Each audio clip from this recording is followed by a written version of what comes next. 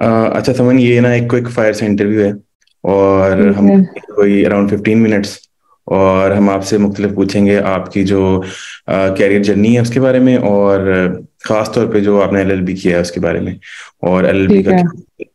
तो थोड़ा सा ये बताएं कि मैंने एलएलबी करना है, और अब मैं 5 ईयर वाला करूं या मैं 3 ईयर वाला करूं। 5 ईयर वाला पाकिस्तानी है, और 3 ईयर वाला जो है वो ब्रिटिश है। तो हम्म। कम्प्लीटली अप टू यू कि हम्म। अगर आपको है कि आपने पाकिस्तान में प्रैक्टिस नहीं करना, तो हम्म। फिर आपको पाकिस्तान का एलएलबी जो है विच इज फॉर 5 ईयर्स वो तो करने की जरूरत नहीं है। But at the same time जो ब्रिटिश एलएलबी है ना, अगर वो भी आप कर लेते हो तो आप पाकिस्तान की जो लॉ एंड रेगुलेशंस है उसको आप अंडरस्टैंड कर सकते हो, because for some strange reasons, and I don't know for what reasons and on what grounds, हम मोस्ट ऑफ द टाइम जो है वो वहीं से ही लॉ और वो जो एक फ्रेमवर्क है उसी को ही हम फॉलो करते हैं, तो it doesn't make any difference. Hmm. तो आई थिंक कि जिस तरह से मुझे ये लगता है, अच्छा एलएलबी का जो ब्रिटिश वाला एलएलबी है वो 2 इयर्स का था। मेरा तो 2 इयर्स का था because I was a grade entry. तो अगर आपने पहले मास्टर्स किया हुआ है तो फिर आपको यूनिवर्सिटी ऑफ लंदन जो है वो आप 2 ईयर वाला रूट आपको देती है। हम्म। लेकिन सब्जेक्ट्स इतने ज्यादा होते हैं और वो आपने first year and second year के साथ इकट्ठे देने होते हैं, तो hmm. Sometimes it become so tough. तो उसकी वजह से ये होता है कि आपको वो 3 साल में चला जाता है। हम्म। तो मेरी तो यही सजेशन होगी कि आई थिंक कि अगर आपने वाकई में लॉ करना है, और अगर तो यहाँ पे आपने लिटिगेशन करनी है तो फिर आप पाकिस्तान से करें। लेकिन अगर आपने वाकई में लॉ को प्रॉपर अंडरस्टैंड करना है और उसकी सारी बेसिक्स को समझना है, तो then I think since I have not studied Pakistani law, तो मैं इतना अच्छा कंपैरिजन तो नहीं कर सकती, but I think my verdict would be in the favour of British law. अच्छा, मुझे ये तो समझ आती है कि अगर यूके वाला लॉ करें तो जो है वो आपको ज़्यादा सीखने का मौका मिलता है, आपको ज़्यादा उसमें एनालिसिस बहुत ज़्यादा है।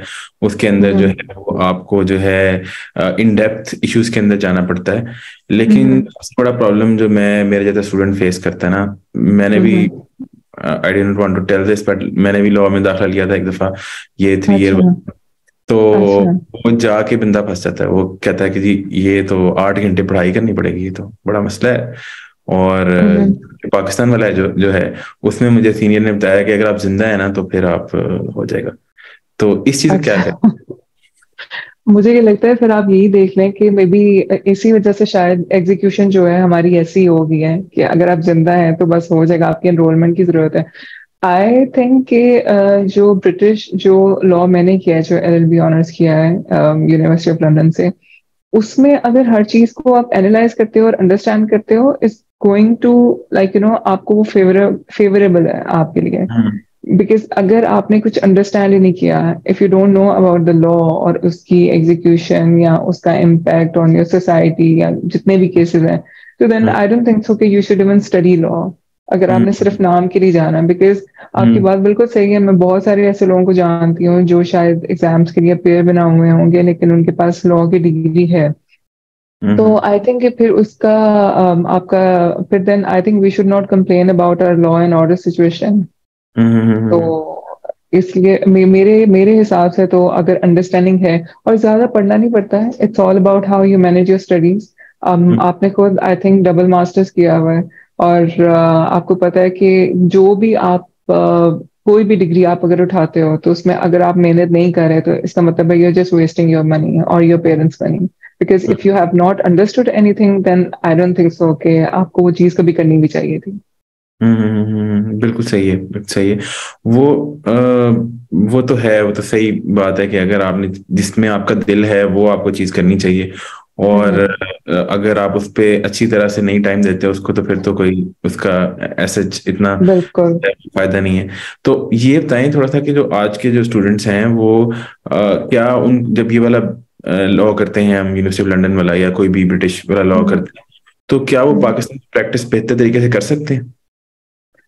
बहुत सारे ऐसे लोग हैं जो टीचर्स हैं, अभी जैसे currently I am studying my bar, तो मैं यहीं से कर रही हूँ और एक्सटर्नल प्रोग्राम है, और जितने मेरे टीचर्स हैं वो सारे वहां से बाहर करके आए हुए हैं। एंड ट्रस्ट में आपको फर्क महसूस होता है. द थिंग इज के I'm hesitant by saying this because I don't want to like degrade our own degree.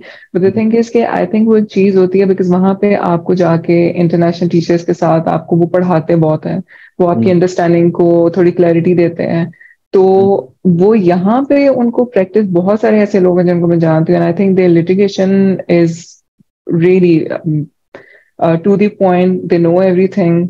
उनको पता है कि आपने अपना केस कैसे प्रेजेंट करना है, उनको पता है कि आपने अपने फैक्ट्स किस तरह से लेने हैं, और उनका way of conducting a case या उस केस को पूरा प्रेजेंट करना before a court, I think हो सकता है ज्यादा डिटेल में हो, but then again I am not the right person to to answer this because I am not a litigator. तो मैंने यहाँ के कोर्स में अभी तक कुछ इस तरह का एक्सपीरियंस नहीं किया, लेकिन जितने मेरे क्लास फेलोज वगैरह कर चुके हैं, अगर मैं उनकी जुबानी ये बातें सुनती हूँ, तो आई थिंक कि जितना भी इंटरनेशनल स्टूडेंट्स हैं जो वहाँ से लॉ करके आते हैं, वो कंपैरेटिवली यहाँ पे ज्यादा अच्छे तरीके से अपने केस को प्रेजेंट कर देते हैं. एंड बिलाल, एक और बहुत फनी फैक्ट है वो ये कि कुछ लोग तो शुरू शुरू में आके बहुत अच्छी तरह से सारी चीज को एग्जीक्यूट कर रहे होते हैं और केस प्रेजेंट करते हैं, लेकिन जैसे जैसे आपको थोड़ा रियलाइज होता है कि अच्छा ठीक है, यहाँ पे तो कोई इतना सिस्टम नहीं है जिसको हमें फॉलो करना चाहिए, तो why are we wasting our energy. So वही एक फिर जो पुराना एक चीज चलता आ रहा है, कुछ लोग जो है उसी को लेके फिर आगे चलते हैं. तो I think which is very unfortunate. But if you compare then I think कि जितना मैंने सुना है, since I am not a litigator, तो और जितने मेरे टीचर्स हैं जो बाहर से बाहर करके आए और यहाँ पे लिटिगेशन कर रहे हैं, तो काफी डिफरेंस तो नजर आता है. और सबसे पहला जो डिफरेंस नजर आता है वो यही आता है कि आपकी लैंग्वेज जो है वो काफी बेहतर हो जाती है, वो तो बहुत ज्यादा. And like you actually get to know that how to communicate and how to understand, how to listen your client. So वो चीज में काफी ज्यादा फर्क आता है. अच्छा, ये मुझे बताइएगा कि आप कितना टाइम पढ़ाई को देती थी, और उसके अंदर जो है अगर हम कहें कि जो आपका इंस्टीट्यूशन है उसका कितना रोल है? अच्छा, इंस्टीट्यूशन का रोल जो है ना, अब मेरे साथ मसला ये है कि आई एम डिसलेक्सिक, ठीक है. तो और अनफॉर्चुनेटली पाकिस्तान में जो है वो डिसलेक्सिक स्टूडेंट्स का कोई कॉन्सेप्ट नहीं है. तो अगर आप किसी को बताओगे भी कि मैं डिसलेक्सिक हूँ, तो वो शायद आपका मजाक बनाए, वो कहे कि ये क्या होता है, कि मतलब ये शायद कोई अंग्रेजों वाली बीमारी है. तो इंस्टीट्यूशन जो है, मैंने I did my graduation LLB honours यहाँ पे टिल से the institute of legal studies. और मैं I think through this I would definitely like to like applaud all my faculty, all my teachers, because उनको जैसे जैसे realize होता था या मैं उनको बताती थी कि मेरा ये मसला है, तो वो extra attention देते थे, extra time देते थे. They would make sure कि I have understood everything. अब एंड पे पढ़ाई आपकी है, अंडरस्टैंडिंग आपकी है, रटा आपका है, लेकिन उसके साथ साथ आपने उस चीज को अंडरस्टैंड तो खुद ही करना है. लेकिन अगर टीचर एक अगर अच्छा नहीं है ना, अगर आपकी अंडरस्टैंडिंग क्लियर नहीं है, जैसे कुछ इस तरह के सब्जेक्ट थे जिसमें I can't obviously mention their names, लेकिन कुछ इस तरह के सब्जेक्ट थे जिसमें आप सिर्फ जाकर क्लास में बैठते हो और you come out blank because आपको समझ ही नहीं आती कि क्या बात हो रही थी. और एंड वो कुछ इस तरह के टीचर्स भी होते हैं कि दे डोंट केयर, बिकॉज उनको ये होता है कि हमने पढ़ाना है, हमने बस अपने आवर्स कंप्लीट करने हैं और उसके बाद चले जाना है, विच इज वेरी अनफॉर्चुनेट. और तो कुछ, लेकिन ज्यादातर जो है वो टीचर्स का रोल आई थिंक बहुत ज्यादा होता है, लेकिन सबसे ज्यादा आई थिंक इट्स 80-20. अगर 80-20 मैंने कुछ ज्यादा बोल दिया तो आई वुड से 70-30. 70% आपकी खुद की पढ़ाई की अंडरस्टैंडिंग है, 30% जो है वो आपका टीचर एक रोल प्ले कर रहा है. आई बिन जी सॉरी, मैं वो काट रहा हूँ थोड़ा। मुझे ये नहीं नहीं. बताएं कि लेट्स से कि अगर शुरू में मैं जाता हूँ वहाँ पे कॉलेज में पढ़ता हूँ, और फिर आहिस्ता आहिस्ता थोड़ा मैं, जिस तरह पाकिस्तानी लॉ में होता है ज्यादा देर क्लासेस नहीं बच्चे लेते, तो क्या उसमें भी पॉसिबिलिटी है कि आप क्लियर करते हैं?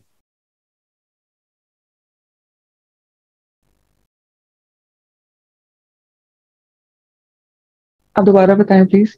हाँ, मैं ये कह रहा हूँ कि कभी इस तरह होता है कि आप शुरू में क्लासेस लेते हैं ज्यादा और फिर आहिस्ता आहिस्ता यू अंडरस्टैंड कि मुझे कितना पढ़ने की जरूरत है, क्या किस तरह से मैंने करना है, तो आप क्लासेस लेना कम कर देते हैं। तो पाकिस्तानी जो लॉ है उसमें ऐसे होता है कि स्टूडेंट्स कम क्लासेस लेते हैं और ज्यादा फोकस को पढ़ाई पे कर रहे होते हैं। तो क्या इसमें भी ऐसा हो सकता है कि आपको, या आपको जरूरी है क्लासेस लेना?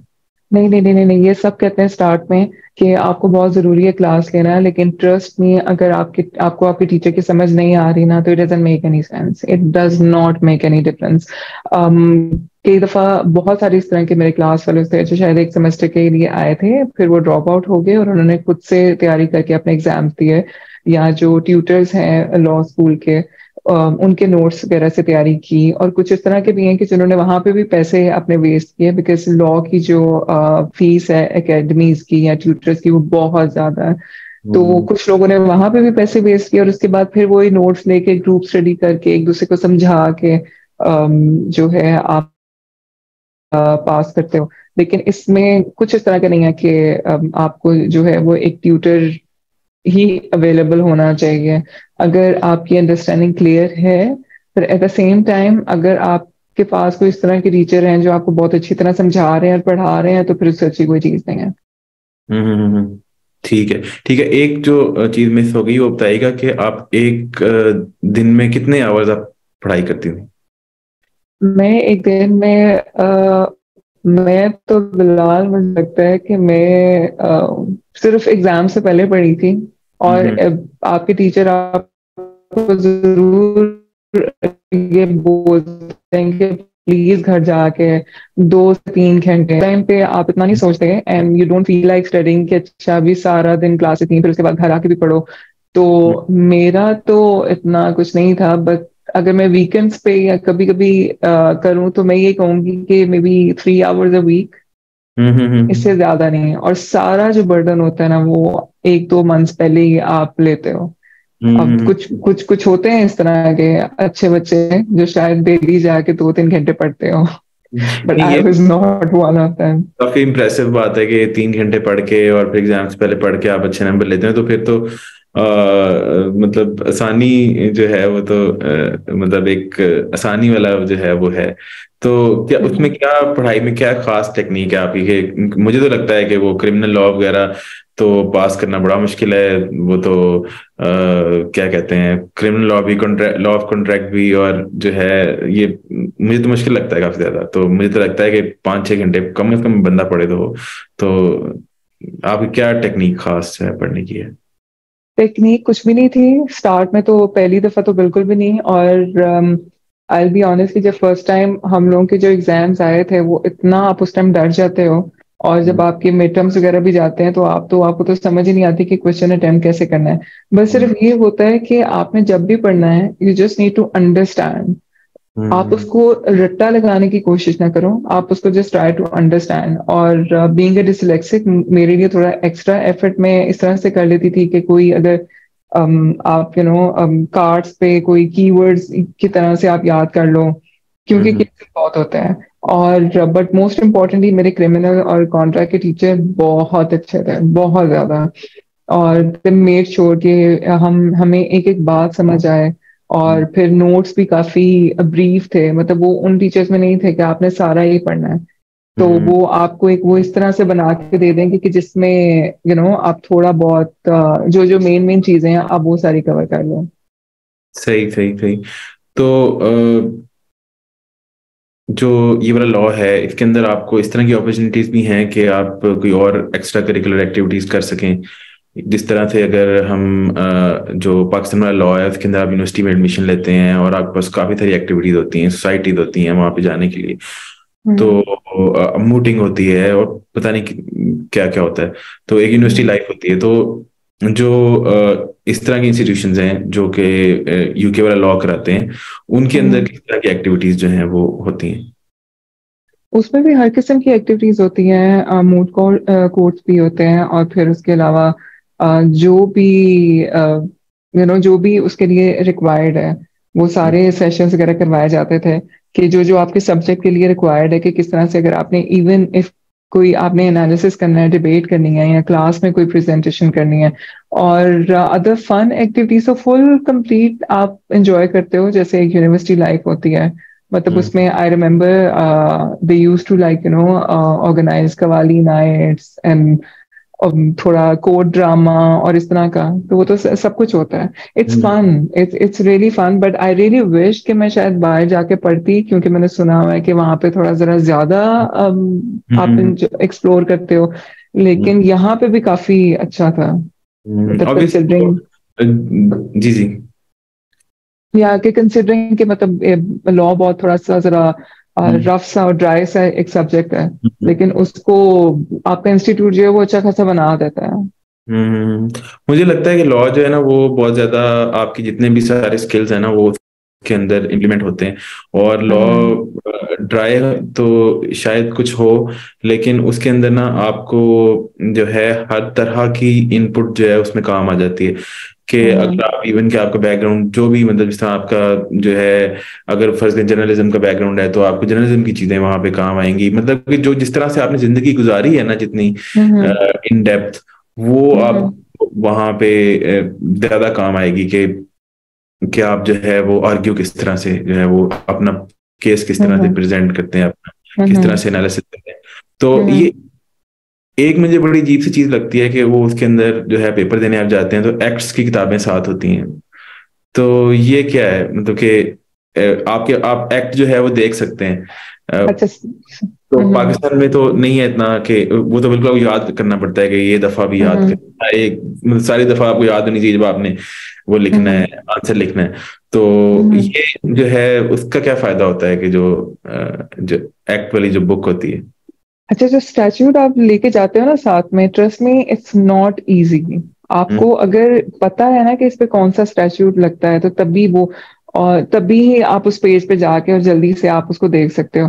अगर आपको नहीं पता ना, अगर आपको नहीं समझ आ रही है, तो वो बुक भी बिल्कुल यूजफुल नहीं होती, बिकॉज आपके पास इतना टाइम ही नहीं होता कि आप सारा देखो कि अच्छा इस पे कौन से वाला इस पे एक्ट है और इस पे कौन सी इसकी पनिशमेंट कितनी है। तो ये सारा ये, and I think it's very important because, और आई एम ग्लैड कि इतनी हमें इतना लीनियंसी है, बिकॉज अदरवाइज तो इतने सारे एक्ट्स हैं और फिर उनकी डिटेल सारा कुछ वो तो आप याद नहीं करते। बट कुछ अगर थोड़े जो स्टूडेंट्स होते हैं जो ज्यादा टेंशन लेते हैं, like how I used to be, तो मैं तो लिटरली उसके रटे लगा के गई थी, बिकॉज मुझे ये था कि मुझे नहीं पता कि मैं वहां पे इतनी नर्वस हो जाऊँ और मुझे पेज ना मिले, मुझे ये ना हो, मुझे वो। तो इस तरह से आप सोचते हो, but otherwise I think statute तो मे बी इसीलिए उन्होंने अलाउड किया है, otherwise they would never. But उसके लिए भी अंडरस्टैंडिंग की जरूरत है। If you have not understood, तो then you can't find it, no matter चाहे 4 पेजेस की भी अगर किताब है ना, आपका टाइम इतना कम होता है दैट यू कांट फाइंड, अगर आपकी अंडरस्टैंडिंग नहीं है। अच्छा, तो जो लाइसेंस है इसका लॉ का, वो आपके लिए लेना मुश्किल है कि आसान है? क्योंकि उसमें तो बड़े क्वेश्चंस आते हैं जो कि पाकिस्तानी होते हैं। उससे पहले जो है ना, वो मुझे एग्जाम से ज्यादा मुश्किल लगा था, बिकॉज उससे पहले आपके 2 टेस्ट होते हैं, और फिर उसके बाद आपको टेस्ट जब आप देते हैं तो फिर जाके आपको वो सारा प्रोसेस आप करते हो लाइसेंस के लिए। मुश्किल इसलिए नहीं था बिकॉज आपको नोट्स प्रोवाइड किए जाते हैं, और फिर आप उसको, वही वाली बात है कि आपको अंडरस्टैंड करना पड़ता है।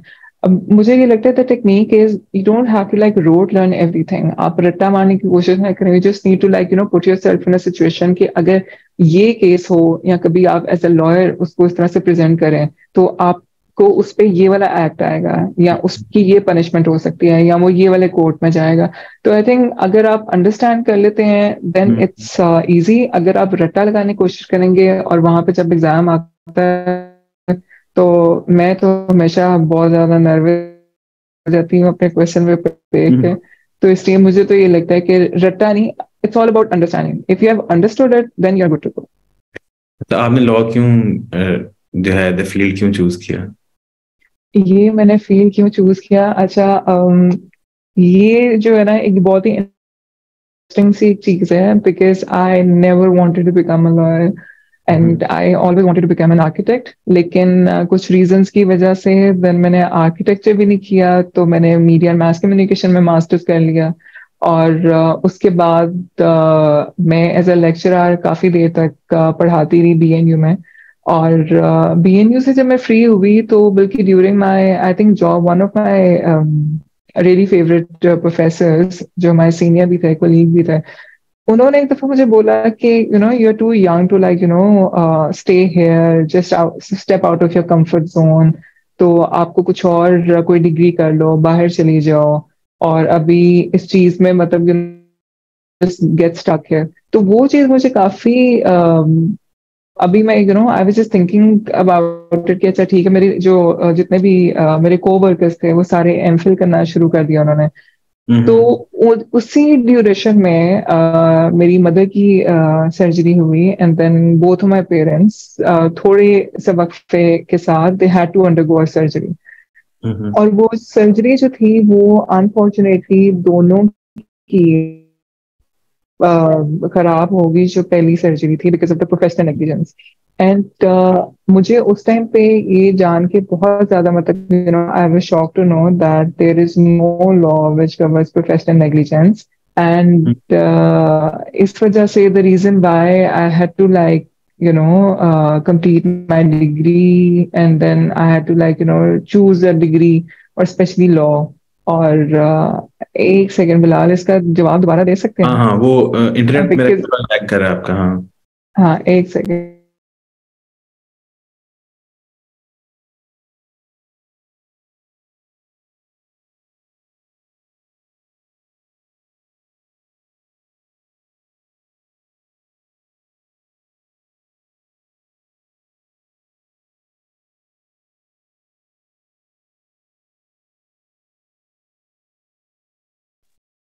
अच्छा सॉरी, बिकॉज मैं ऑफिस में हूँ ना, तो मैं ये हमारा प्रेयर रूम भी है और हडल रूम भी, ऐसा तो कोई वहाँ पे बात। मेरी, हाँ, तो खैर, तो शुरू से जहाँ से आप जवाब दूँ इसका? करना नहीं नहीं, जहाँ से आप करना अच्छा, चाहिए। बाकी तो एडिटिंग वगैरह हो हाँ, जाएगा, एडिटिंग। राइट? ठीक है। अच्छा, सो बेसिकली तो right after my like so I was, जैसे भी मैंने, so I was a lecturer at BNU, so I was just enjoying my profession there, so all of a sudden कुछ due to you know मतलब कहीं break आ जाए ना तो फिर मुझे, अच्छा क्या, तो लेट्स स्टार्ट। तो बेसिकली तो फिर मैं एज ए टीचर मतलब आई वाज एट बीएनयू, पढ़ा रही थी और बड़े मजे से एंजॉय कर रही थी। तो उसी टाइम पे मुझे मेरे कुछ जो सीनियर को वर्कर्स हैं, और उन्होंने मुझे ये मशवरा दिया कि आई शुड नॉट जस्ट मतलब I should go for MPhil और पीएचडी वगैरह ये सारा कुछ।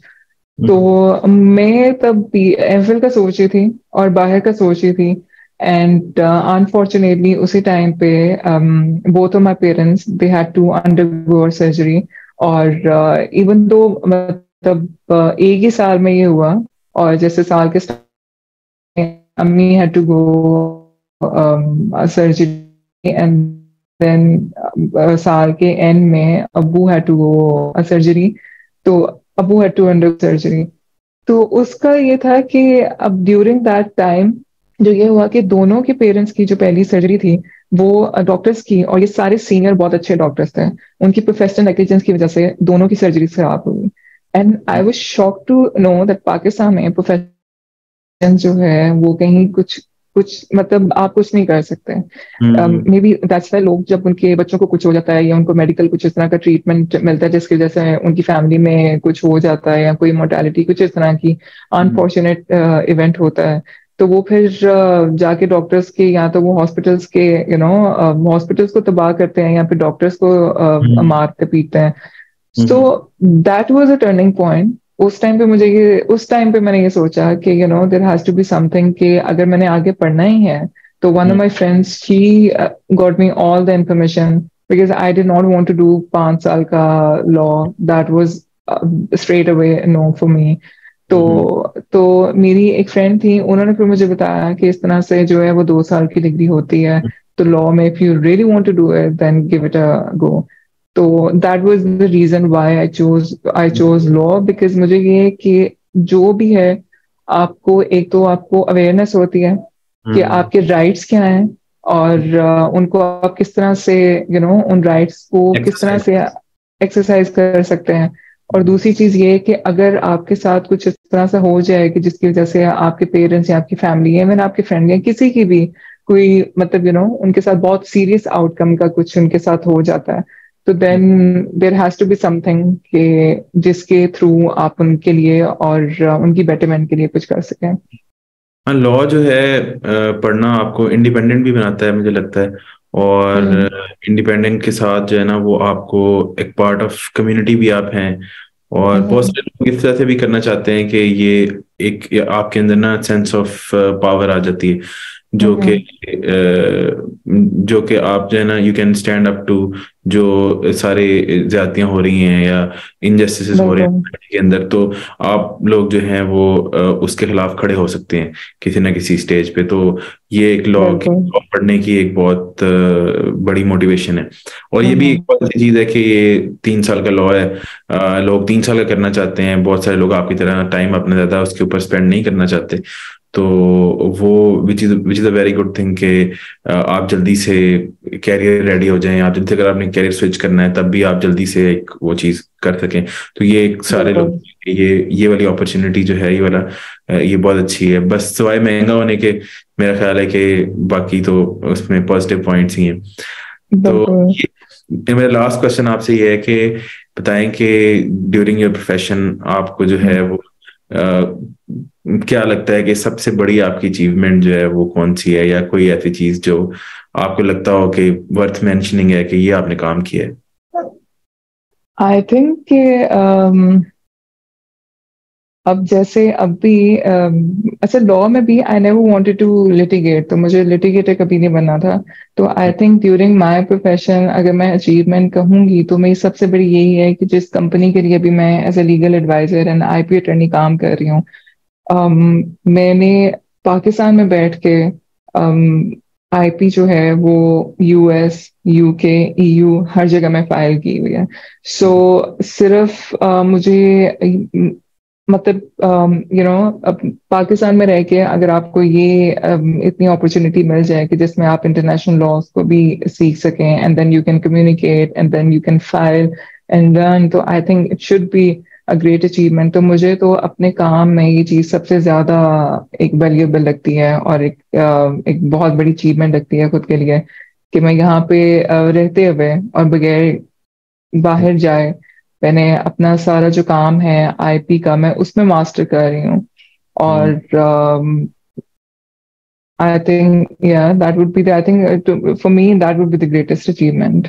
बिल्कुल बिल्कुल। वो या बाय फार। इंटेलेक्चुअल जो है वो प्रोटेक्ट करना पूरी दुनिया में, और जिस तरह की कंपनी में आप काम कर रहे हैं, हमने मेंशन नहीं किया, समन जो है वो बायोनिक्स में काम कर रही हैं, जो कि ब्लडलेस डायलिसिस की जो है, यही है मेरा ख्याल है, जी बिल्कुल।